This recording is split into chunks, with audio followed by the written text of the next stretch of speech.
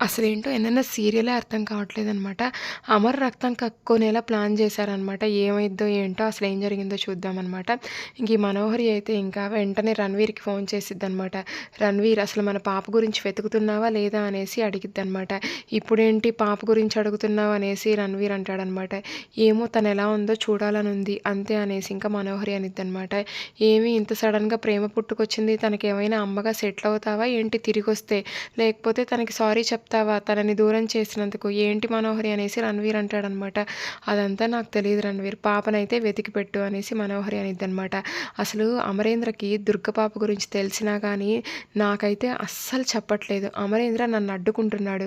నా గురించి నిజాలు తెలిసినా నన్నేమనట్లేదు. అదేంటో అర్థం కావట్లేదు అనేసి రణవీర్ అంటాడనమాట. "అవును.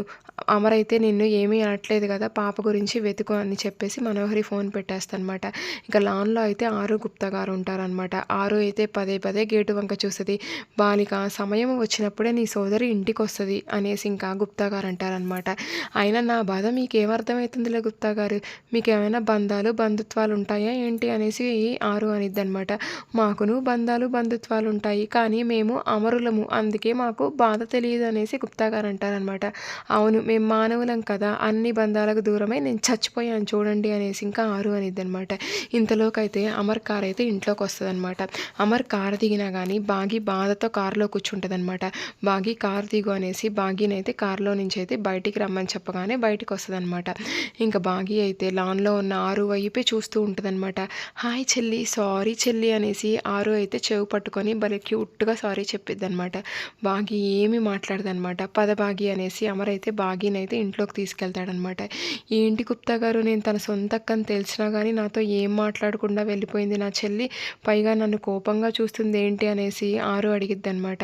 "అయ్యో బాలిక తన మొహంలో ఉన్న కోపం కనిపిస్తుంది కానీ తన మనసులో ఉన్న బాధ నీకు తెలియట్లేదు" అనేసి గుప్తా గారు అంటారనమాట.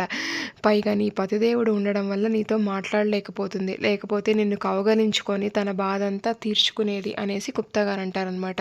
"అవునవును కదా గుప్తా గారు. నేను కూడా నా చెల్లిని కౌగలించుకొని తన బాధనైతే తీర్చాలనుంది" అనేసి ఆరు అనిద్దనమాట. "కానీ నువ్విప్పుడేమీ చేయకూడదు. సమయం వచ్చినప్పుడే చెయ్యాలి" అనేసి గుప్తా గారు ఆపేస్తారనమాట.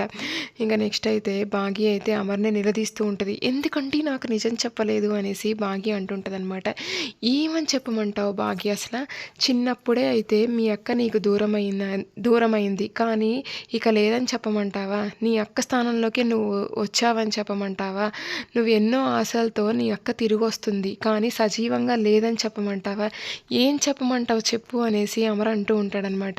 ఇక బాగి అయితే చిన్న పిల్లలా అమర్‌ని హగ్ చేసుకొని ఏడ్చేస్తూ ఉంటదనమాట. ఇంక ఈ బాగి ఏమన్నా నిజాలు చెప్పిద్దా తనకు తెలిసినయి? ఏమీ చెప్పదు. అది కూడా అమర్ బాధపడతాడనేసి. అంతే అనమాట. ఇంక బాగి ఏడుస్తూనే ఉంటదనమాట. అయినా బాగి ఇలా మనం ఏడుస్తూ ఉంటే ఎలా చెప్పు? అసలైనా గానీ అరుంధతి చనిపోయాక నేనెక్కడ ఒంటరివాడిని అయిపోయి బాధపడతానో అని అసలు నిన్నే నాకిచ్చి దగ్గర చేసిందనిపిస్తుంది అనేసి అమర్ అంటాడనమాట. "అవునండి. అక్కే మన ఇద్దరికీ అయితే పెళ్లి చేసిందండి" అనేసి బాగి మనసులో అనుకుంటూ ఉంటదనమాట. "నువ్విలా బాధపడితే ఆరు కూడా సంతోషించదు" అనేసి అమర్ అంటాడనమాట. ఇంకా "అవునండి అసల అక్కని నేను రోజూ చూస్తున్నాను. అక్కతో మాట్లాడుతున్నాను" అనేసి ఇంకా బాగి మనసులో అనుకుంటూ ఉంటదనమాట. ఇంకసలైతే నన్ను పిల్లల్ని చూసుకోవాలని నిన్ను నాకు దగ్గర చేసింది. మీ అక్క ఆశయం ఏంటో నీకు తెలిసింది కదా అనేసి అమర్ అంటాడనమాట. "అవునండి అసల చిన్నప్పుడే అక్క ప్రేమ దూరమైంది.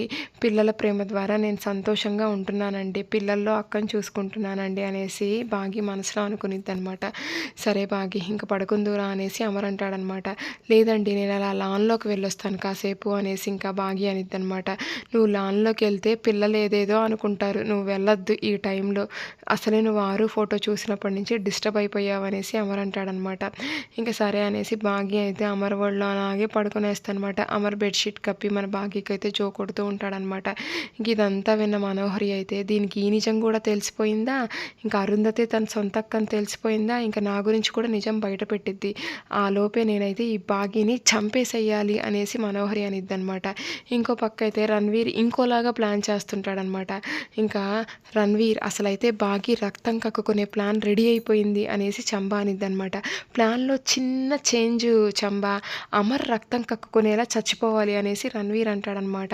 "అదేంటి ఎందుకు చేంజు ప్లాన్‌లో" అనేసి ఇంకా చంబా అనిద్దనమాట.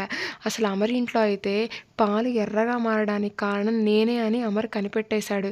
ఇంకా అమర్ అయితే నా దాకా వచ్చి ఇంకా తుఫాన్‌లాగా నా మీద పడితే నేను అస్సలు బతకను. ఆలోపే అమర్‌ని చంపేయాలి అనేసి రణవీర్ అంటాడనమాట. సరే ఒక మాట మనోహరికి చెప్దామనేసి చంబా అనిద్దనమాట. వద్దు వద్దు మనోహరికి ఏం చెప్పక్కర్లేదు. నువ్వు నా కోసం పనిచేస్తున్నావు. అమరే చచ్చిపోవాలి అనేసి రణవీర్ అంటాడనమాట. అక్కడేమో మనోహరి ఏమో బాగి చచ్చిపోవాలంటుంది. ఇక్కడ రణవీర్ ఏమో అమర్ చచ్చిపోవాలంటున్నాడు. ఏమైద్దో ఏమో సీరియల్‌లో అయితే ఇంకా మన రామ్మూర్తి అయితే బాధపడుతూ ఉంటాడు. బాగీకి నిజం తెలుస్తదని అస్సలు అనుకోలేదు అనేసి రామ్మూర్తి అంటాడనమాట. ఇంక నేను చెప్తూనే ఉన్నాను నువ్వు వినలేదు అనేసి ఇంకా మంగళ కూడా అనిద్దనమాట. అసలు చిన్నతనంలోనే తన అక్కని దూరం చేసిన పాపిష్టివాడిని నేను అనేసి రామ్మూర్తి అంటూ ఉంటాడనమాట. ఎందుకు బాగి ఆల్రెడీ మాట్లాడుతుంది కదా తన అక్కతో అనేసి మంగళ అంటదనమాట. ఏంటి ఏంటి చెప్పు ఏమన్నావు అనేసి రామ్మూర్తి అంటే ఇంకా ఏం లేదంటదనమాట. లేదు లేదు చెప్పాల్సిందే అనేసి ఇంకా రామ్మూర్తి కూడా అంటాడనమాట. ఇంకా తన అక్క అరుంధతి తనకి రోజు కనిపిస్తూనే ఉంది. మనిషి అనుకోని ఆ ఆత్మతోనే మాట్లాడుకుంటుంది. నీ చిన్న కూతురు బాగి తనకి రోజు అరుంధతి కనిపిస్తుందనేసి మంగళ చెప్పిద్దనమాట. అవునా అనేసి ఇంకా రామ్మూర్తి షాక్ అవుతాడనమాట. నెక్స్ట్ ఏం జరుగుద్దో